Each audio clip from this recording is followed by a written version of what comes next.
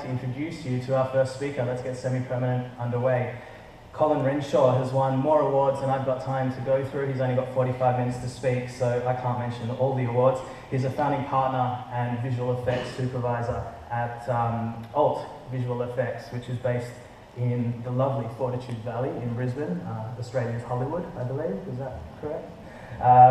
They're a state-of-the-art film and TV post-production company. They've worked with many high-profile clients, which I'm sure Colin will tell you about, including Qantas, TUI's Extra Dry, Pepsi, Visa, Cadbury, Vodafone, and many more. Let's get us underway. Colin Renshaw from ALT Visual Effects. Thank you, welcome.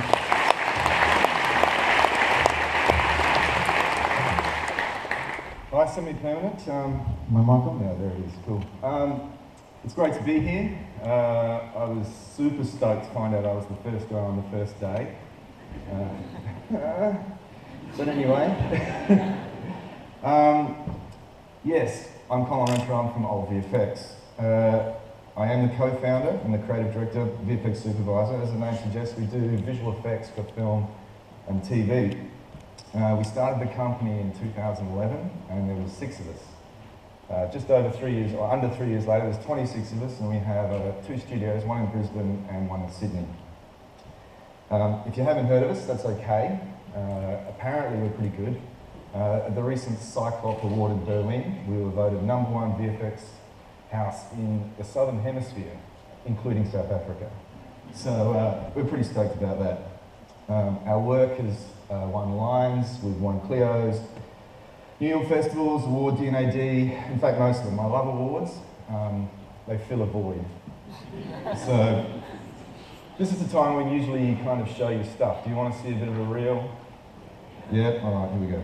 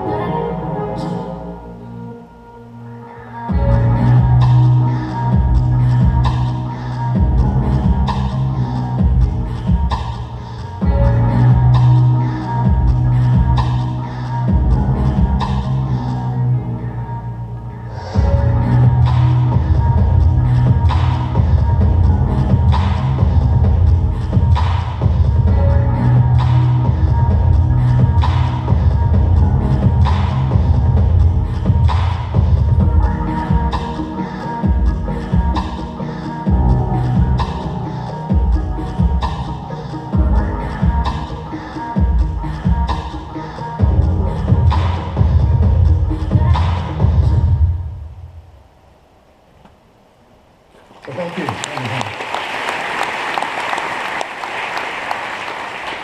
So that's a collection of some of the stuff of the last few years. I was talking to some of the guys from Semi-Permanent last night, and I was like, I just think it might be a bit boring and technical. And they were like, well, just tell them something about yourself. They love that stuff. How did you get from A to B? I'm not sure it's that interesting story, but I'm going to give you a really abridged version. When I was in high school, I wanted to be in advertising, so I went and got some work experience in a small ad agency. And you know, it was this cool little agency, CD, all-female creative team. I thought, this is the bomb. This is where I want to be. But somehow, within 2 days, I managed to get myself fired from work experience. I didn't even know that's legal.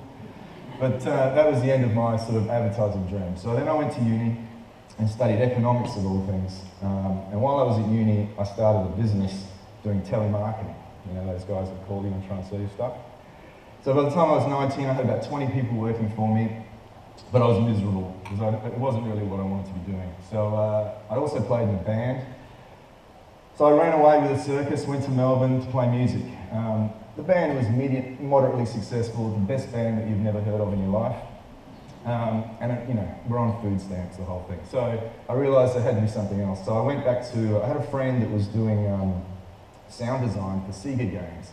And he was using like one of the very first non-linear editing systems doing sound. And I thought that was very cool. I love the whole computers and art thing. And this was the early days. So I went back and I studied and I did film and television. And, but I learned to use an Avid, which was, you know, cutting pictures. And that kind of became my passion. So then I got into the industry. I joined a small company. I was the tea and coffee boy. And then I became an assistant editor. And then I became an editor. And then After Effects kind of hit the scene. And so I dabbled in broadcast design for a while. And then I tried to combine the two. Became an online editor. And then I left and went overseas and to Asia. And I joined a company there that had just lost their flame artist. And I told them that I could use flame. Couldn't. And managed to teach myself kind of on the fly. Anyway, eventually I came back to Australia and I joined a company called Animal Logic. And moved from being a flame artist into a VFX supervisor. An interesting side note to the animal thing is when I totally blagged my way in there. And every night, you know, at the end of the day, people would be going home and I would be like doing nervous vomits into the waste paper bin, just thinking about all the stuff that I had to get done before people came back the next day. And you know you're alive when you vomit every day out of fear.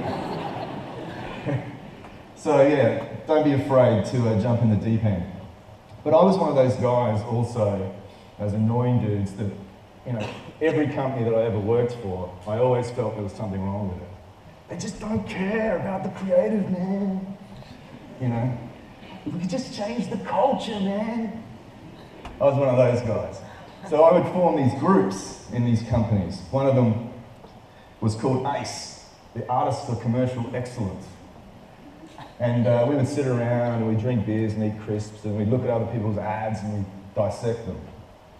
And then there was another one, AGAS, always give a shit.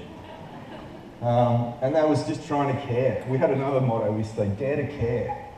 You know, try and make it better than it could possibly be.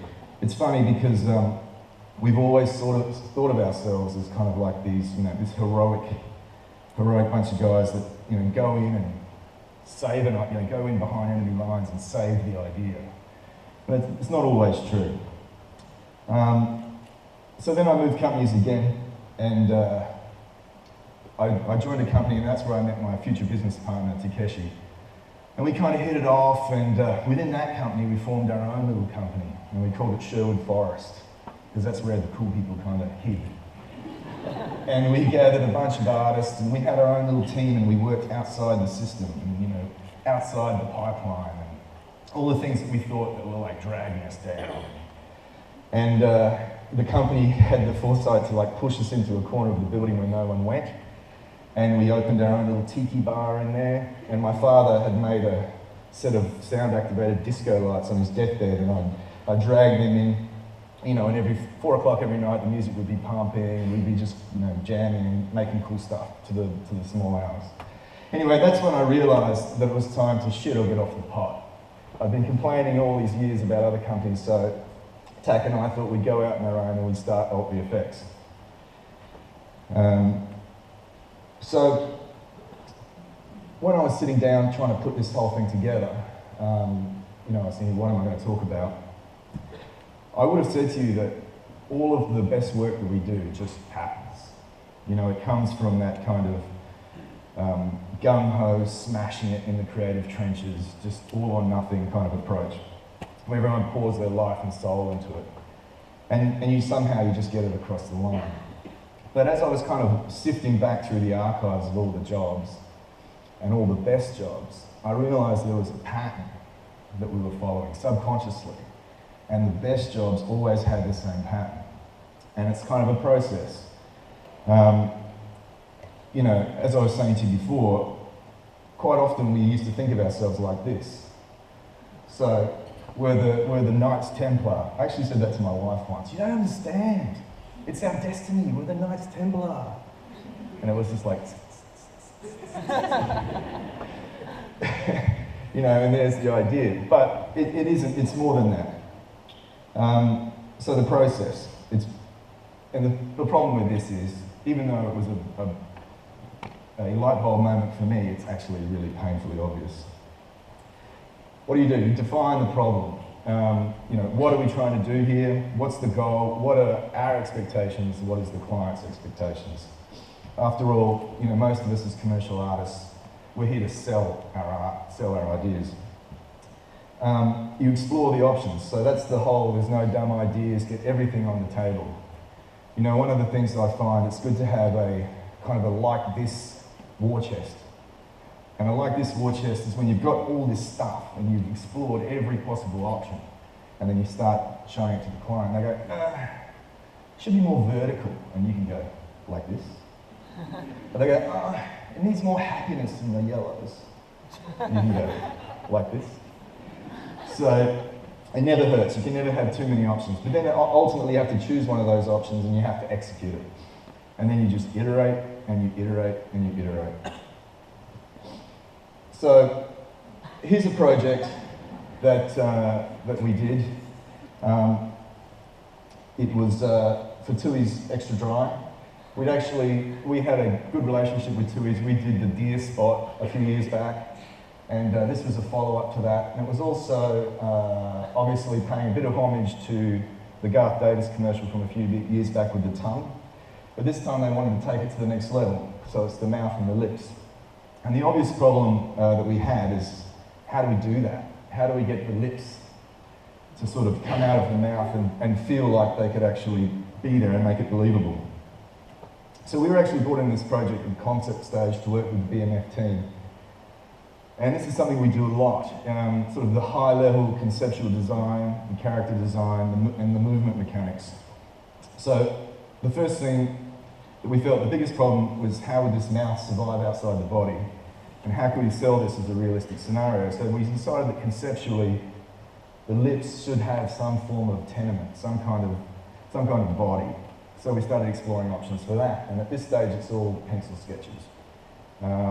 As a general rule, when we do creative work, we pay a lot more attention to anatomy and physiology. It doesn't matter how amazingly rendered and composited your character is, if it looks like it's a crime against Darwinism, people just aren't going to buy it. So we worked up a bunch of options. We had the feety one, the wormy one, the tummy one, the blob, the ducky with puff wings, the leap sack, the squash sack, and the fail sack. Again, we're just iterating. And after some back and forth, we decided on feety. It's going to be the thing that we were going to explore. And then, of course, everyone starts to get a little bit antsy, and they want to see it finished before you've actually even started. So, and it happens every time. So at that stage, we get into, in character design, we get into look development, and we kind of do that in parallel. And we do that by doing Photoshop mock-ups, which can be really quick. So we had roller, and then we had puncher, and then we had walker, and then we had badmouth. Our concept artist that designed this is a Tongan, and I think that's based on his sister. But anyway, as you can see, it was all a bit meaty, and it kind of grossed the client out a little bit. So we decided to bring it back, and we ended up with something like this. So we got skin and fur. So after we got to this stage, and everyone's like, yep, that's the direction we want to go in, we need to start thinking about, okay, how is this thing going to move? So we started doing little animation tests. And obviously that posed problems. How does it gesture? Okay, does it need arms? Yeah, now it's starting to feel like something out of Monsters, Inc., so that's no good. And then maybe it needs little thalidomide arms, but that's a bit gross. So then we thought of blobby, and we actually thought maybe they could just sort of have arms that could protrude out and then recede back in where we needed them. The director actually didn't want arms, so it was kind of a compromise. So we settled on sort of telescopic appendages that could become erect when needed, and then we started thinking about muscle structure. By this stage, we had a head scan of the talent, and I'm a bit of a stickler for doing your behind-the-scenes R&D and all your fact-checking. And I always find that the more of that you do in a project, the more you can actually back your work when people start asking questions or getting second-guessing. So obviously we had to get the scale right, and we had to actually prove that this thing could fit inside his face, even though the logic is, but there you go. And again, when you're doing subjective character design, the more that you can base things, ground things in reality, the better. And you can go, but it is real. This is because look, it fits in his face. The next step was we needed to take that design and we needed to do some proof of concepts with the agency so they could see that it would actually do what they needed to do and fit into all their applications. And this is some early work of that. You know, why did I call this the talking scrotum? Well, right at the end of the project, I kind of felt like it was missing a textural element, and you know, we knew what bit of the anatomy we wanted it to be, but it took a long time to kind of come together because no one was keen to volunteer to be the model to pose. But even harder to find was the person who was going to take the photos. But eventually we did, and I'm proud to say there's a little piece of me up there.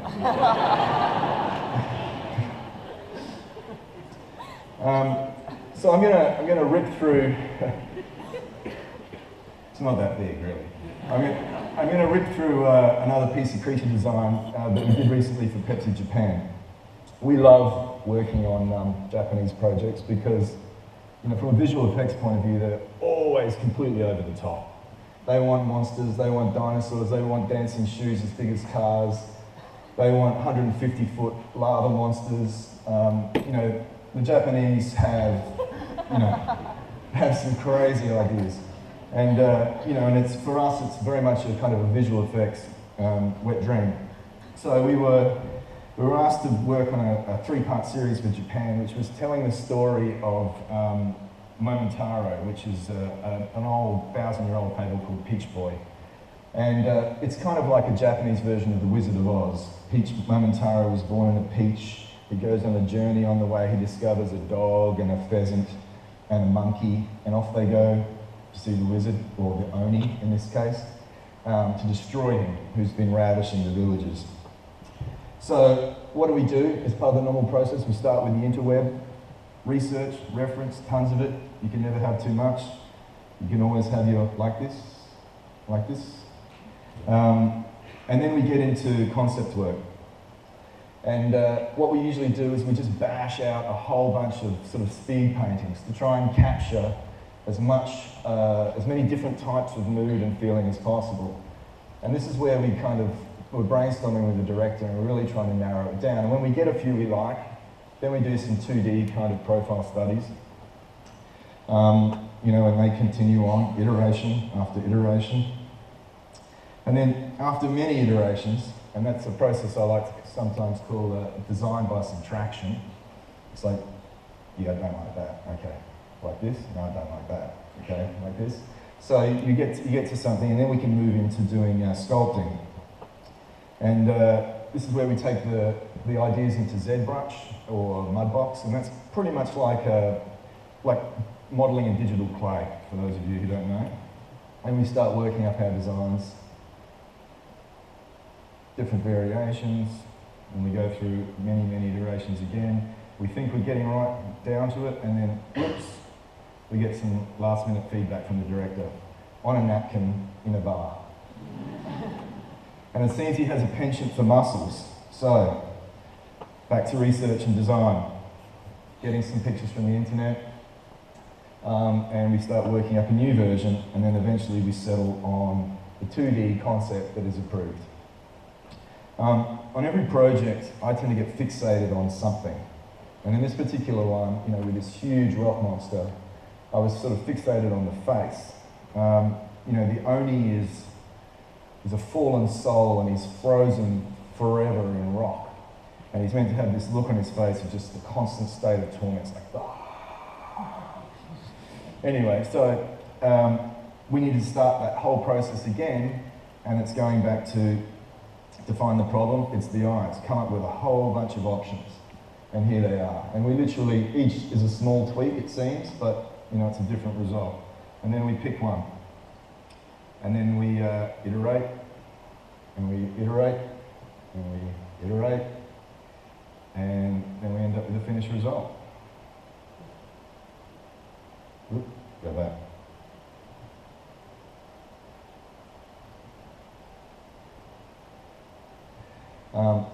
And this is just a selection of the shots from the 3 ads that we did.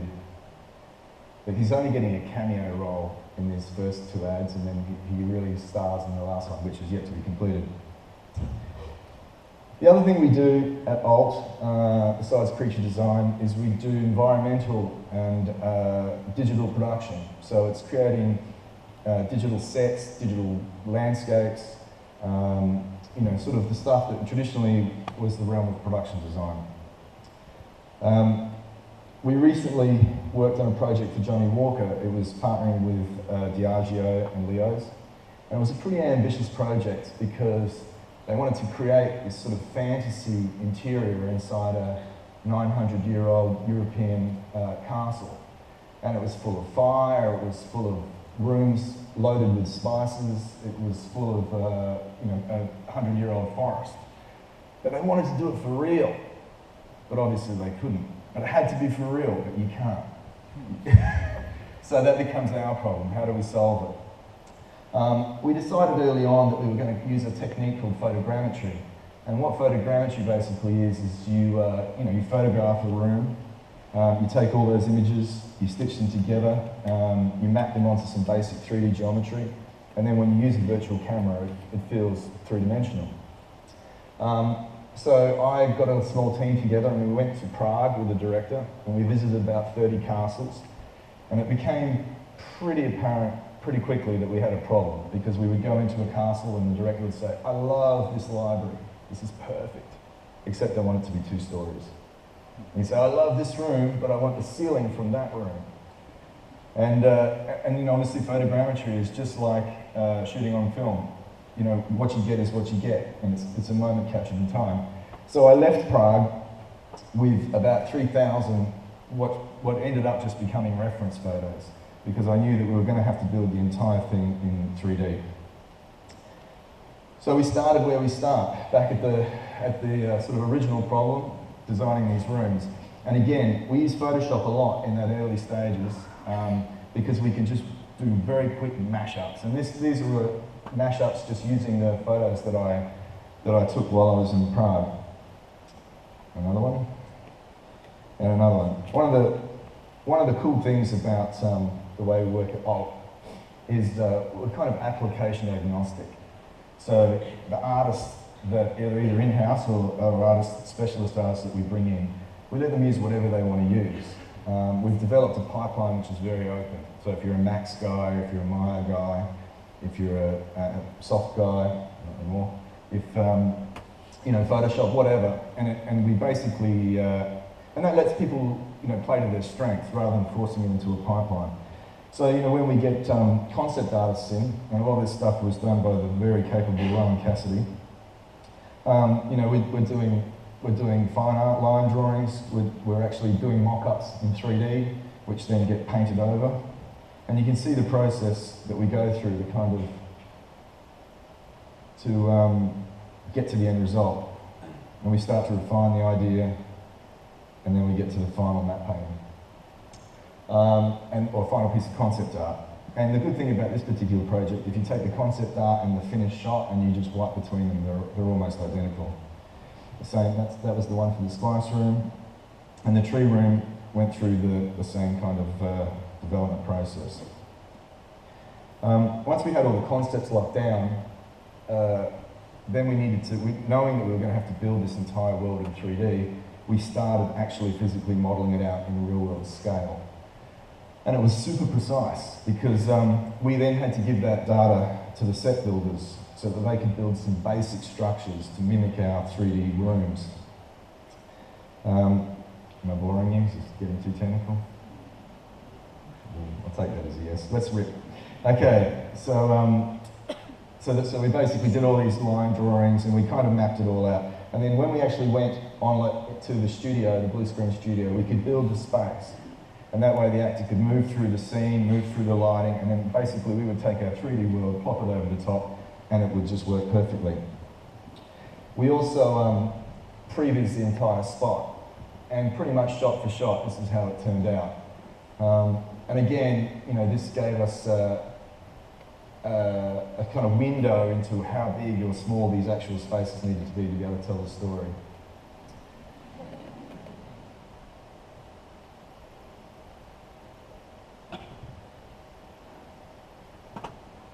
Then we set about building the assets. And on this particular project, I think we built over 1,700 models, fully textured to be photoreal, including all the architecture of the rooms, the glass jars in the cupboards, the furniture, the seats. A lot of them we had to write a proprietary shader to do all the soot that had gathered on them. So it was a pretty massive project. We ended up doing the entire spot in about 6 weeks, which was pretty crazy. Some of the models. The very cool thing, and I guess the gratifying thing about this particular project, is that it won a bunch of awards, but most gratifying of all, it actually won Clio for production design. Nobody knew that it wasn't real. So I thought that was pretty groovy. I'll just show you kind of the scope of what we did.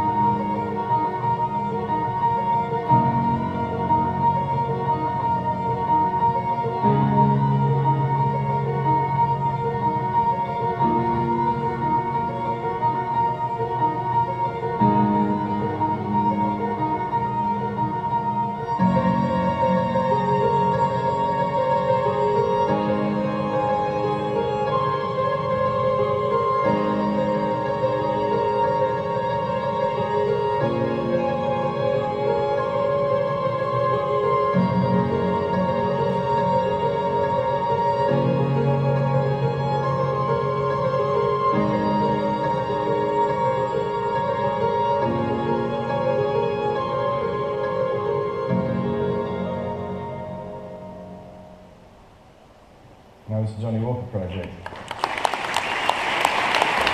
Thank you. So really that brings me to the end. That's probably a little quick.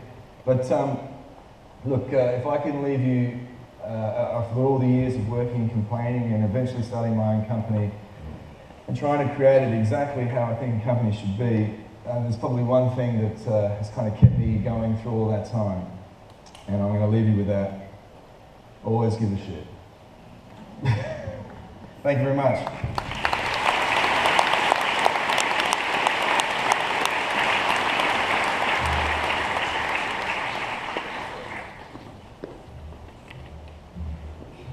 Colin Renshaw, everybody. ALT VFX. Give it up one more time.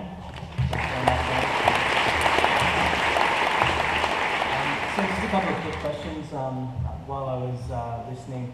I wanted to get your take on what's the current state of play in Australia when it comes to visual effects, post-production, animation.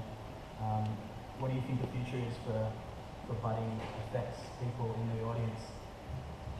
Well, look, it's a pretty loaded question. I mean, obviously, in the last couple of years, there's been a lot of media coverage about how the visual effects model in general is broken, especially when you're doing large-scale feature work. And we've had some really great companies in Australia go under, and there's been a lot of great companies all around the world that go under.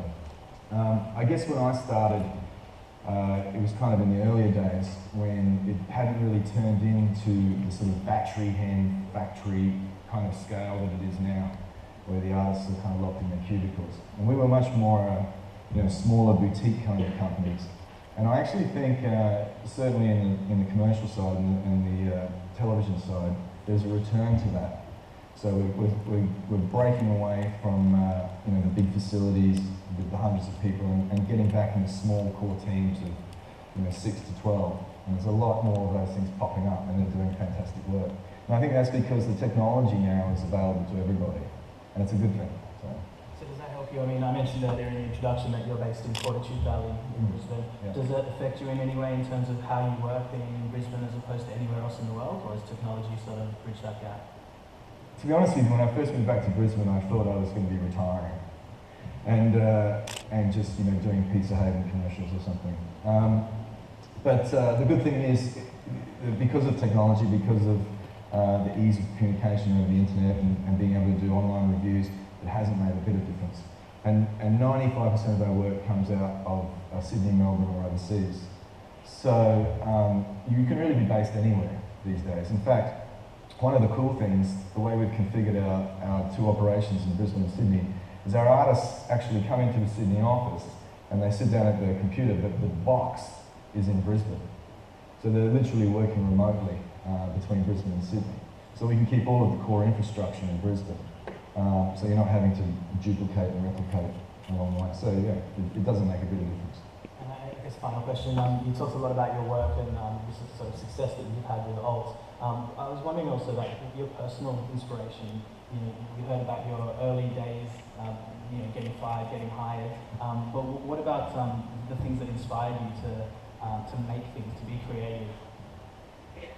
Oh, that's a hard one. Look, I think I have to say, and anyone that works with me would probably echo, is just I'm very anal about getting it right and doing it right. And I've always been a perfectionist. And the things that inspire me are just great work and other people's great work. And I wish we had a more bipartisan community in Australia in post-production. Where we were constantly sharing, and to a small degree we do, but I think only when you all get together and you can share ideas and you can share technology and you can actually hang out and appreciate other people's work and say, hey man, that's cool. That's when things get better. And from an intercompany level and between potential competitors. Colin Renshaw, thank you very much. Thank you very much.